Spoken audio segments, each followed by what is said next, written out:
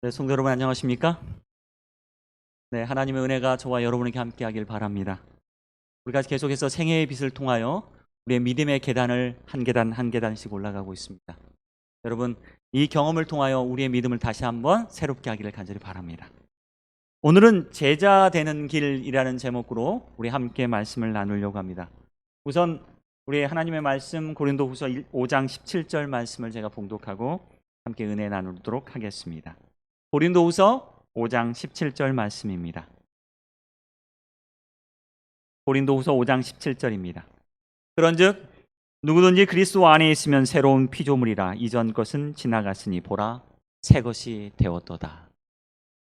여러분, 한국 사람처럼 공부하기 좋아하는 민족이 있을까요, 없을까요? 오늘 제목이 제자 되는 길이거든요.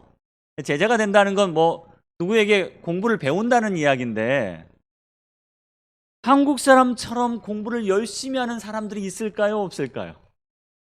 한국 사람이 아까 전 장로님께서도 잠깐 말씀하셨는데, 아이 좋은 대학 보내려고 과외를 시키셨다고 하는데, 참 우리는 고생해요. 예? 학교 공부 마치고 또 뭐 해야 돼요? 또 공부해야 돼요. 제가 통계를 봤더니 대한민국의 대학 진학률이 2008년도에 83.8%였대요. 그러니까 고등학교를 졸업하면 그 중에 몇 퍼센트가, 83%가 어딜 가요? 대학을 간다는 거예요. 이게 많은 숫자일까요? 적은 숫자일까요? 엄청 많은 숫자입니다. 지금은 이것보다 약간 떨어져 가지고 한 68%, 한 70%가 대학을 간대요. 대학 가려고 뭐 하는 거야? 길을 쓰는 거예요. 길을 쓰는 거예요. 이게 대학 가는 게 사실 제자 되려고 길을 쓰는 거예요. 그래서 제가 다른 나라랑 좀 비교를 해보았습니다. OECD 국가 중에 대학 많이 가는 국가가 한국이 68%, 약 70% 정도 되고요. 캐나다가 58%, 영국이 49%, 그다음에 영국이 49%, 미국이 46%, 그다음에 OECD 평균이 41%. 일본이 37% 이렇게 된대요. 제가 말하는 게 아니라 KBS 뉴스에서 이렇게 보여주더라고요. 왜 이렇게 대학을 가려고 하죠? 우리나라 사람은요?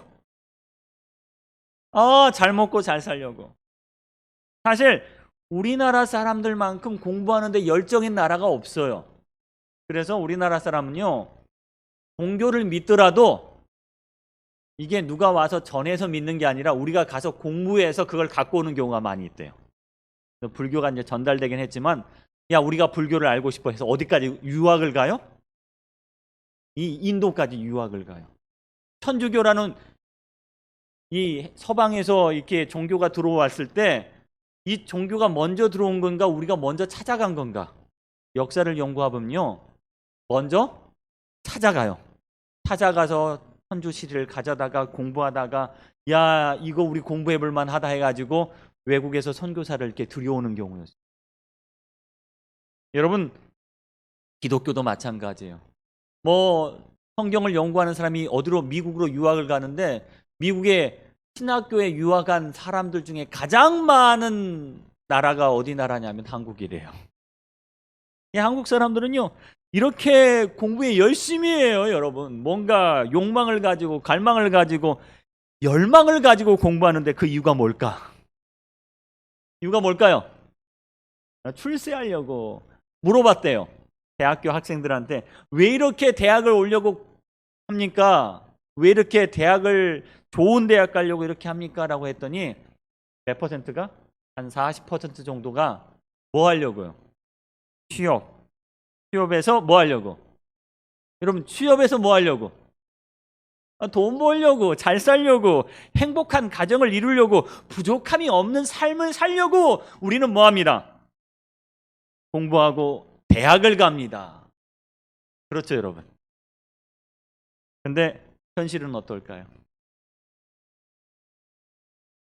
제가 며칠 전에 장례식장을 갔다가 돌아오는 길이었습니다. 차를 타고 집사람과 함께 장례식을 갔다가 돌아오는데 마포대교를 건너서 이제 집에 오려고 하는데요. 마포대교를 건너서 딱 여의도에 들어섰어요. 그 시간이 딱 10시 반이더라고요. 10시 반에 여의도에 딱 들어서자 처음으로 보이는 건물이 LG 트윈타워 건물이 딱 보이는 거예요. 야. 근데 거기에 3분의 2가 불이 켜졌어요. 몇 시예요? 10시 반에. 야, 확실히 사기업은 달라. 대기업은 달라. 지금까지 뭐예요? 일하고 있는 거야. 제가 집사람한테 물었어요. 10시 반인데 지금까지 일하고 있나 봐. 그 사람이 뭐라고 이야기하냐면, 그럼 지금 한참 일할 시간인데. 에? 10시 반이면 여러분 한참 일할 시간이래요. 야, 그래도 대기업은 다른가 봐. 돈 먹고 많이 받으니까 뭐해? 일도 많이 해야지라고 생각했어요. 그리고 조금 지나니까 금융감독원이 나오더라고요. 야, 금융감독원이면 어떻게 보면 공무원 아닌가? 라고 봤더니 이 금융감독원 건물도 3분의 2가 불이 켜졌어요. 나중에 알고 보니 이 금융감독이 공무원은 아니래요. 그런데 금융감독원 정도 되면 우리나라에서 가장 똑똑한 사람들이 들어간다는 곳이에요, 여러분. 그렇죠? 근데 3분의 2가 10시 반에 불이 켜져 있어요. 야, 이거 큰일 난 거 아니야? 야, 돈 많이 벌고 좋은 직장 들어갔으면 지금 이 시간에 뭐 해야 돼요? 쉬어야지. 누구와 함께? 토끼가 같은 마누라와 함께, 여우 같은 마누라와 토끼 같은 자식들과 함께 지금 뭐 해야 돼? 드라마 봐야지. 쉬어야 되는데 지금 남자들이 뭐 하는 거야? 일하고 있어요. 좋은 대학 가가지고 좋은 직장 들어갔더니 뭐 하는 거야? 10시 반까지 뭐 하는 거야? 불 켜놓고 일하고 있어요. 야, 안 됐다. 불쌍하다. 라고 딱 지나가서 여의도를 딱 지나자 영등포에 들어오니까 영등포에 한 건물이 보이는 거예요. 근로복지공단. 근로복지공단은 다행하게 한 층만 불이 켜져 있었어요. 다행이죠, 여러분. 그래서 근로복지공단은 한 층만 불이 켜져 있다는 거예요. 여러분, 우리가 열심히 공부해서 제자 돼가지고 무슨 부귀 영화를 누리겠다고 이렇게 살고 있을까요? 생애비 7장의 제목은 제자 되는 길이었습니다.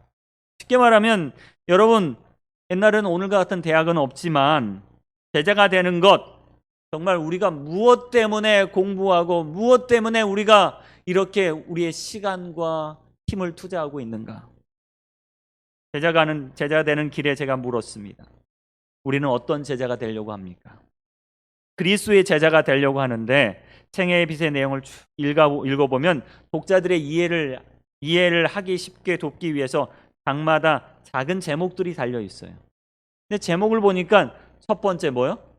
품성의 재창조. 두 번째, 두 가지 큰 실수. 세 번째, 그리스도의 품성을 소유하는 유일한 방법이었어요. 그러니까 세상이 말하는 제자, 대학을 가는 이유와 생애의 빛에서 말하는 제자 되는 길에는 차이가 있다는 거예요. 우리가 제자 되는 건 뭐 때문에 그렇다? 품성 때문에 그렇다. 바로 그리스도의 품성을 소유하기 위하여 우리는 뭐가 되는 거예요? 제자가 되는 거예요. 우리가 열심히 공부해서 좋은 대학 가는 것은 오늘날 사람들이 현대 진리로 보면 뭐 때문에? 취업 잘하기 위함이지만 정말 그리스도의 대학에 입학하신 여러분들은 뭐 때문에 제자가 되는 거예요? 품성 때문에 된다. 여기 이런 말씀이 있습니다. 우리의 마음이 하나님의 성령으로 변화받았다면 우리의 생애는 그 변화가 나타날 것이다. 우리가 그 대학에 입학했다면, 우리가 그리스도의 대학에 입학했다면 우리는 그리스도의 제자로서 우리의 품성에 변화가 나타날 것이다 라는 사실입니다. 여러분, 콩나물 키우기 한번 해보셨습니까? 콩나물 키우기. 저희 둘째 아들 숙제가 뭐였냐면 집에서 콩나물 키워서 그 콩나물 가지고 요리해서 먹어라라는 거였어요. 아빠 저 콩나물 키우래요. 좀 도와주세요. 그래서 제가 못 쓰는 버리는 플라스틱에 검은색 칠을 하고 제가 거기다 콩나물 키우는 그릇을 딱 만들어 주었어요. 아들이 거기다 콩나물 담았어요. 그리고 제가 이야기를 했습니다. 너 물 많이 줘야 된다. 물 많이 줘야 된다. 저도 궁금했어요. 콩나물 잘하는 게 정말 궁금했어요. 전에 해본 적도 있지만 또 궁금했습니다. 그래서 아들이 물 잘 주는지 감시도 할 겸 제가 매일 이렇게 열어봤어요. 아침에 열어보고 점심에 열어보고 저녁에 열어보고 근데 콩나물이 어떻게 돼요, 여러분? 예? 자라요, 자라. 이게 싹이 나고 계속 올라오는 거예요. 신기해요, 안 신기해요? 이게 엄청 신기하더라고요. 저랑 마치 뭐 하는 기분이었냐면 무궁화 꽃이 피었습니다. 그러면 자라 있어요. 제가 자라는 걸 보려고 열어도 이게 보이지 않지만 아침에 무궁화 꽃이 피었습니다 하고 딱 열어보니까 자라 있어요. 또 점심 때 무궁화 꽃이 피었습니다 하고 열어보니까 이만큼 자라 있어요. 또 무궁화 꽃이 피어 있습니다 라고 열어보니까 자라 있어요. 제가 콩나물이 이렇게 자라는 모습을 보면서 우리도 이렇게 변화가 돼야 되지 않을까라는 생각을 하게 되었습니다. 무궁화 꽃이 피었습니다 라고 하면 우리가 뭐요? 한층 더 누구 앞에 가까이 가요? 예수 그리스도 앞에 가까이 가는 것이 바로 변화입니다. 우리가 하나님께서 잠깐 눈을 돌리는 사이에 우리는 누구 앞에 더 가까이 갑니까? 예수님 앞에 가까이 갑니다. 정말 우리 사이에 어둠이라는 시련이 잠깐 닥치는 사이에 우리는 또 주님 앞에 더 가까이 갑니다. 이것이 바로 뭐예요? 변화라는 사실입니다. 그분의 은혜가 우리의 품성과 습관과 생활 방식을 뭐 할 것이다? 변화시킬 것이다. 사실 우리의 품성 변화되기 쉬워요, 어려워요? 어려워요. 첫째, 생활 방식이 바뀌어야 되고 습관이 바뀌어야 되고 습관이 바뀌어야 품성이 바뀌는데 그거 억지로 안 됩니다, 여러분. 그런데 그리스도 안에 있으면 그것이 가능하다는 거예요. 전에 싫어했던 것이 좋아하게 될 것이고 전에 좋아했던 것을 싫어하게 될 것이라는 사실입니다. 교만한 자는 겸손해지고 어리석은 자는 지혜롭게 된다는 것이에요. 전에는 술을 좋아했는데 예수 그리스도를 안 다음에 술이 싫어지고 담배 좋아했던 사람은 담배가 싫어지는 거예요. 그리스도 안에는요 힘이 있어요. 이끄는 힘이 있어요. 하나님의 은혜로 새롭게 된 마음에는 하나님의 사랑으로 우리를 이끄는 힘이 있다는 사실이에요.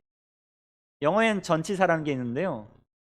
through 그리스도를 통하여, with 그리스도와 함께, in 그리스도 안에서, because 그리스도 때문에, under 그리스도 아래서, to 그리스도에게, like 그리스도처럼 우리는 이렇게 변화되는 거예요. 우리는요 그리스도를 통하여 변화되고 그리스도와 함께 있기 때문에 변화되고 그리스도 안에서 변화되고 그리스도 때문에 변화되고 그리스도 아래서 변화되고 그리스도에게 가기 때문에 변화되고 그리스도처럼 변화된다는 사실이에요. 이것이 바로 변화되는 삶입니다. 이 변화의 삶을 우리가 이해하기 위해서 두 가지 기억해야 될 단어가 있습니다. 뭐냐? 스스로 변화되는가, 저절로 변화되는가. 여러분, 스스로와 저절로의 차이가 뭐죠? 스스로와 저절로의 차이가 뭐예요?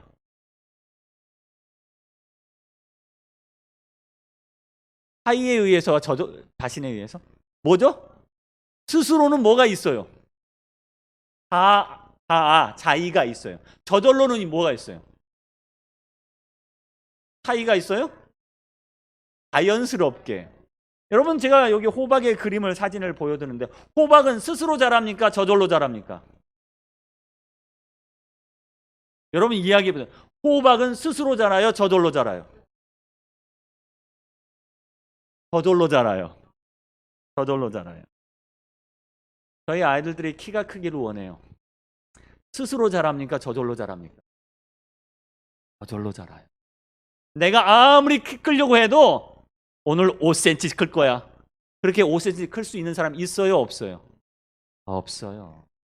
없어요, 여러분. 저절로 자라는 겁니다. 하나님의 역사와 변화는 저절로 이루어집니다. 여러분, 내가 변화하고자 아무리 예를 써도요, 변화할 수 없어요. 스스로 그 일을 하고자 해도 할 수 없다고 말씀합니다. 그것은 우리 스스로 노력해서 되는 게 아니라 그리스도 안에 있을 때 저절로 되는 것이라고 우리에게 말씀하고 있습니다. 우리가 그리스도 안에 있을 때 저절로 되는 역사가 있습니다. 스스로 되지 않습니다. 호박이 스스로 저절로 자라는 것처럼 우리는 보입니다. 스스로 자라지 않습니다. 여러분, 이 진리를 좀 이해하길 바랍니다. 제가 지난 목요일에 2차 접속을 마쳤습니다. 지난 수요일에 맞았죠. 수요일에 맞고 나서 목요일 날 1차 때는 그렇게 많이 아프지 않았는데 2차 때는 너무 아픈 거예요. 온 몸이 쑤셔가지고 원래 우리 조연아 성도님 댁에 방문을 가서 그 어머님랑 성경 공부해야 되는데 제가 웬만해서는 안 간다 못 간다 말 못하는데요. 너무 아파가지고 하루 종일 누워있어서 오늘은 제가 안 되겠습니다 하고 못 갔어요. 그래서 하루 종일 누워있었습니다. 여러분 제가 어떻게 하면 좋을까요? 어떻게 하면 좋을까? 너무 아픈데 제가 스스로 나으려고 했는데 그게 돼요 안 돼요? 안 돼. 근데 지금 제가 병에 걸린 건 아니잖아요? 그럼 뭐가 약이야? 기다려야 돼. 이건 스스로 되는 거예요? 저절로 되는 거예요? 저절로 되는 거예요. 면역의 물질이 활성화될 수 있도록 내가 스스로 뭔가 하고 싶어요. 내가 명령 내리고 싶어. 나아라! 나 안 나? 안 나. 저는요, 이게 제 몸이지만 이 몸에게 제 스스로 명령할 수 있어요, 없어요? 없더라고요. 오늘 중요한 방문이 있으니 좀 이따 아파라. 그럼 좀 이따 아파요? 아니요, 할 수 없어요. 물론 약을 먹거나 물을 마시거나 운동을 하면서 우리의 면역력을 강화시킬 수는 있어요. 하지만 여러분, 우리 스스로 낫게 할 수는 없어요. 하나님께서는요, 우리의 이성과 관계없이 우리의 몸을 스스로 조절할 수 있는, 저절로 조절할 수 있는 능력을 갖게 하셨습니다. 우리는 못해요. 근데 우리 몸이 정상이라면, 우리가 건강하다면, 우리가 좋은 환경에 있다면 저절로 회복되는 거예요. 하루를 그렇게 누워 있으니까 금요일 날 회복이 됐더라고요. 오늘 안식일날 뭐 할 수 있어요? 설교할 수 있어요.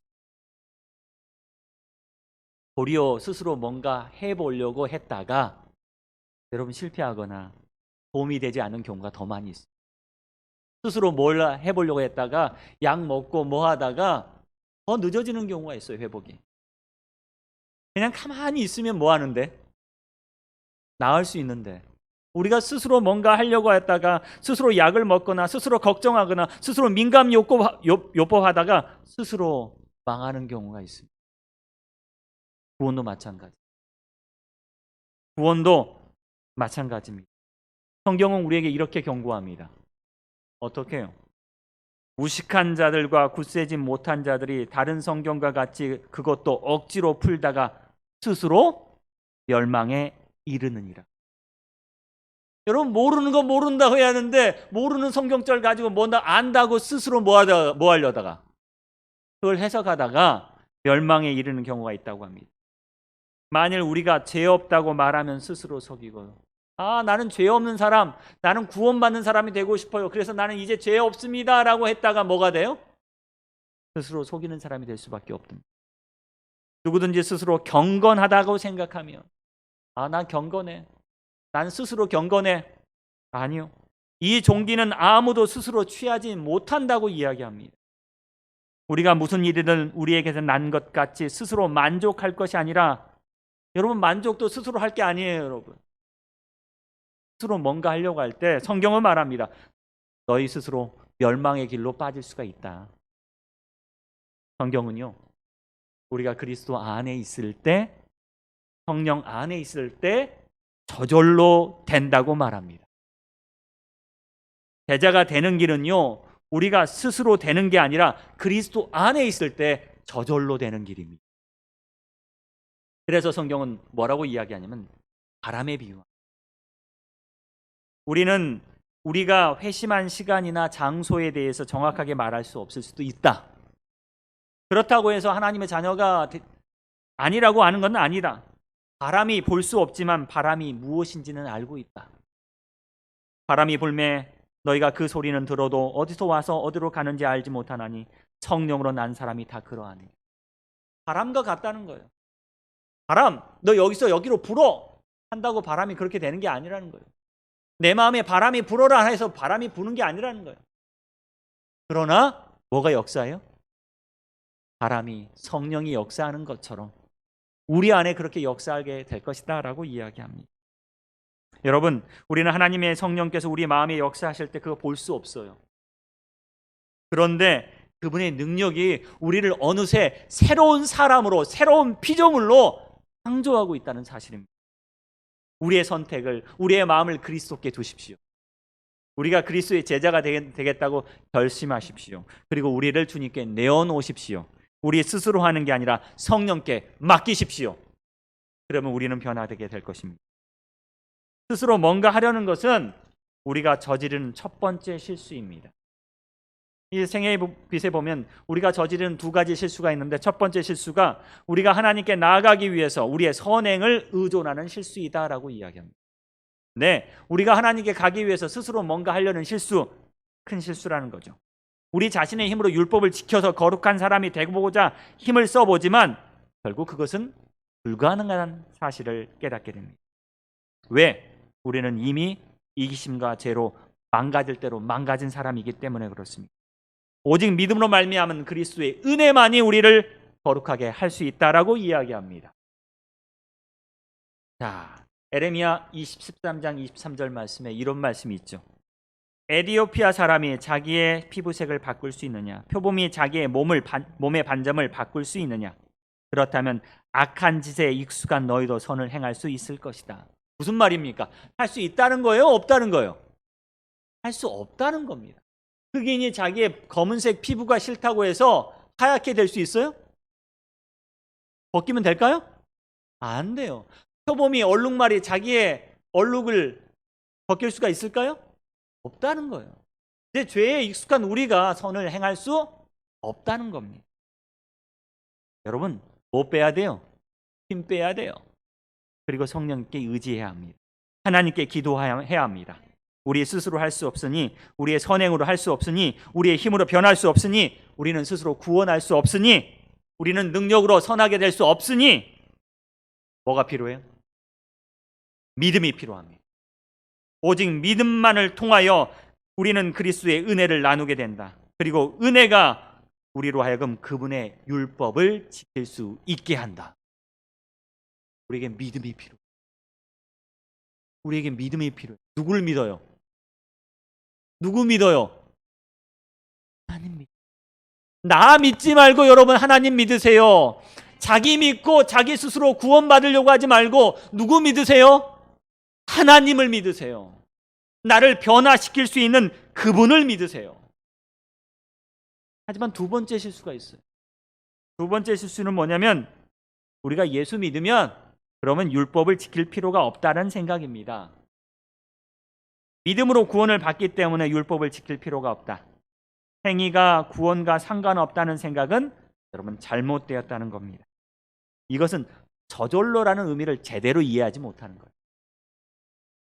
하나님의 은혜의 역사를 이해하지 못하는 거예요. 믿음을 절반만 갖는 거예요. 믿음 가운데는요, 하나님께서 우리를 변화시키실 것이라는 것, 저절로 우리를 변화시킬 것이라는 사실을 믿는 거예요. 순종은 사랑으로 섬기는 것입니다. 사랑은 바로 율법의 중심에 있습니다. 순종은 사랑의 진정한 표라는 사실을 여러분 기억하십시오. 순종은 바로 믿음의 열매입니다.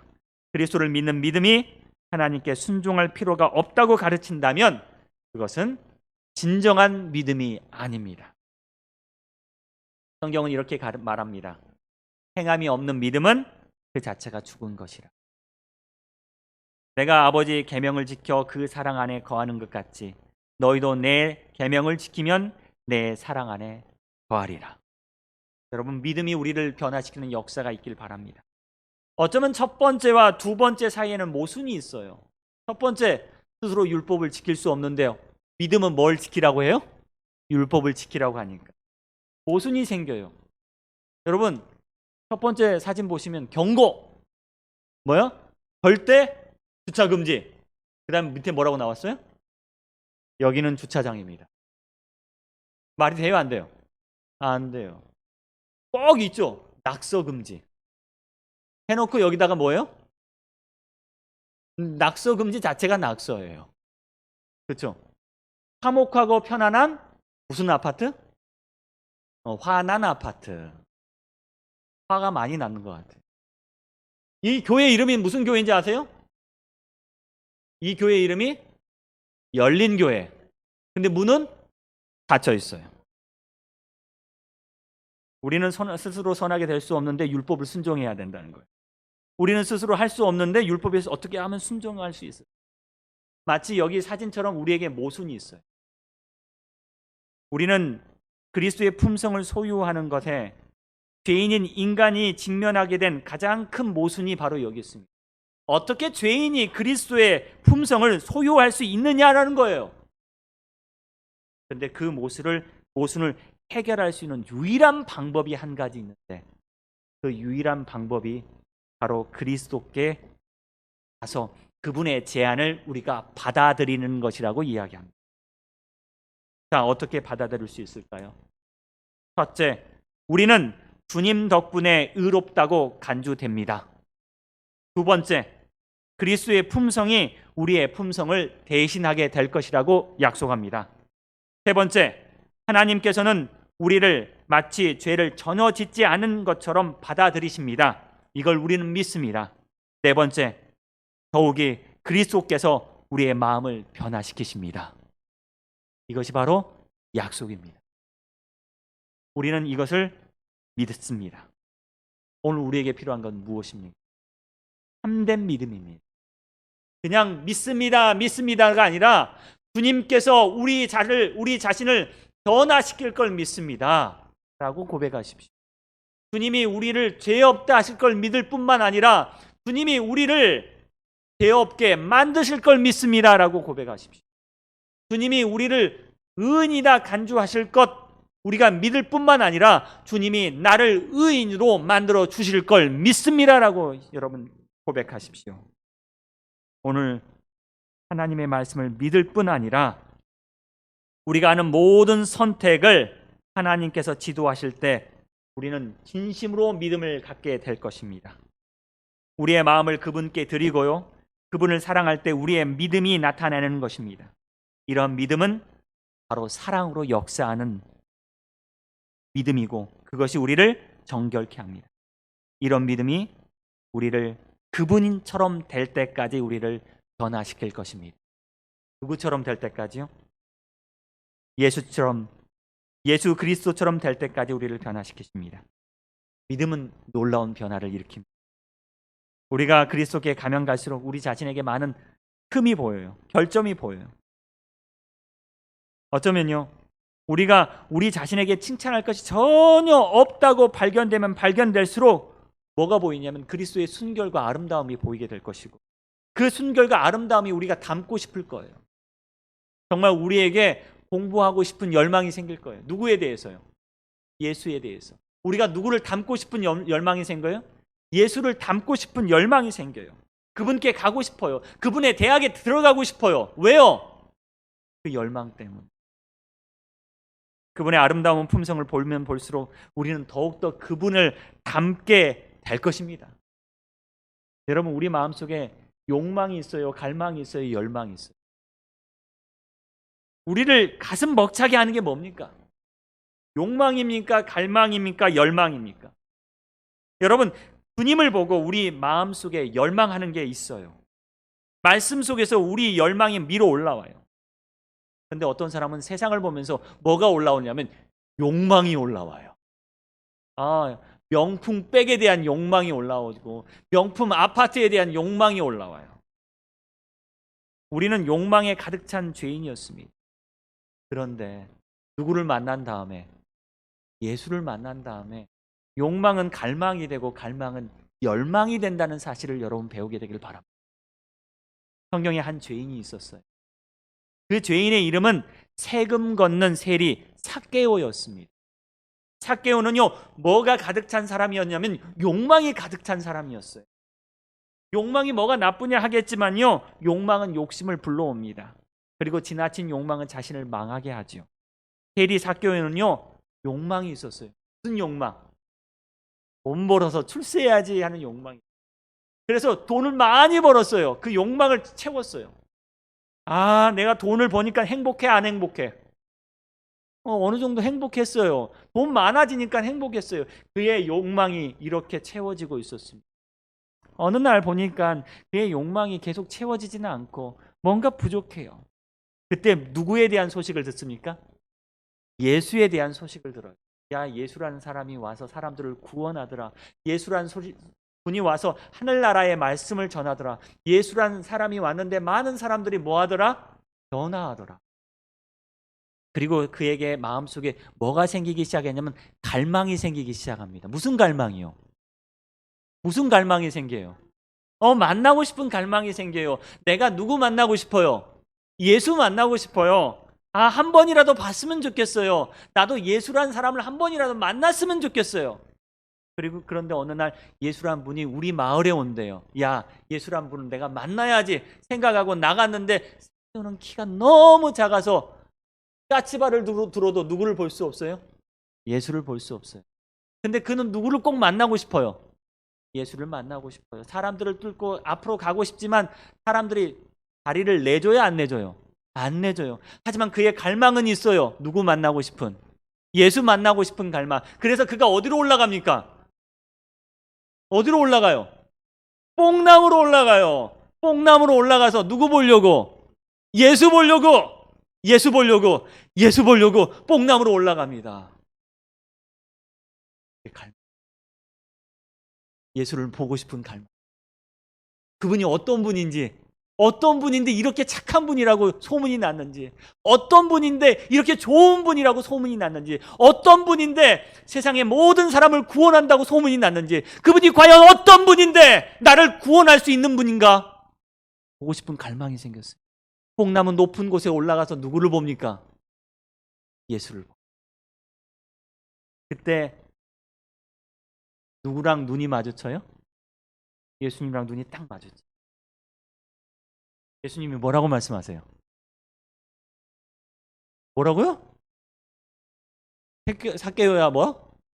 내려와라. 그 다음에 그 말 한마디에 삭개오가 감동을 받아요. 그 말 한마디에 삭개오가 감동을 받아요. 내가 너 구원하겠다. 막 그런 말씀 없었어요. 삭개오야 내려와서 내가 너 오늘 내 집에 거하여야겠다. 그 말 한마디에 삭개오가 감동을 받는데 왜 감동을 받았냐면 사람들은 다 자기를 무시하고 우리 집에 오려고도 하지 않고 사람들은 나를 죄인 취급하는데 오늘 주님은 나를 사랑하시는 것 같아요. 그래서 내 집에 거하겠다는 거예요. 그 말이 너무너무 행복해요. 예수님께서 오늘 그의 집에 머물겠노라 하셨을 때 삭개오가 경험한 것은 예수님의 뜨거운 사랑을 경험합니다. 편견 없는 사랑을 경험합니다. 죄인을 사랑하는 마음에 감동합니다. 예수님은 그 사랑 한마디, 그분의 행동 하나가 그의 마음을 감동시켰어요. 나도 누구 닮고 싶어? 예수 닮고 싶어. 나도 예수 닮고 싶어. 새로운 열망이 생긴 거예요. 주님, 저도 주님 같은 사람 되고 싶은데요. 그러니까 어떻게 해요? 나 주님 같은 사람 되려면 어떻게 해? 어떻게? 바로 대답이 나오죠. 삭개오가 뭐라고 했습니까? 주님, 저 제 소유의 절반을 가난한 자에게 풀겠습니다.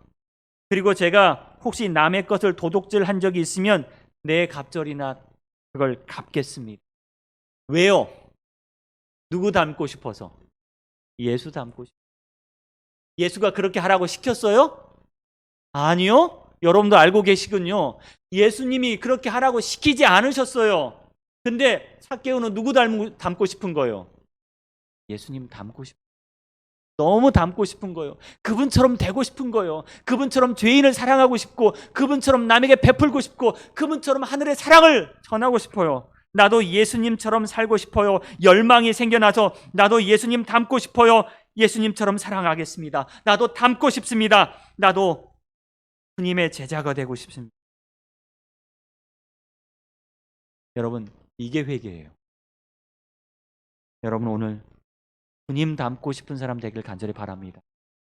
제자 되는 길 돈 많이 쳐들어서 좋은 대학 가는 게 아니에요. 제자 되는 길 여러분 나머지 공부하고 과외해서 대학 들어가는 거 아닙니다. 오늘 우리 속에 거룩한 열망이 솟아나기를 바랍니다. 이제 욕망도 아니고 갈망에서 열망이 되길 바랍니다. 누구 닮고 싶어요? 예수님 닮고 싶어요.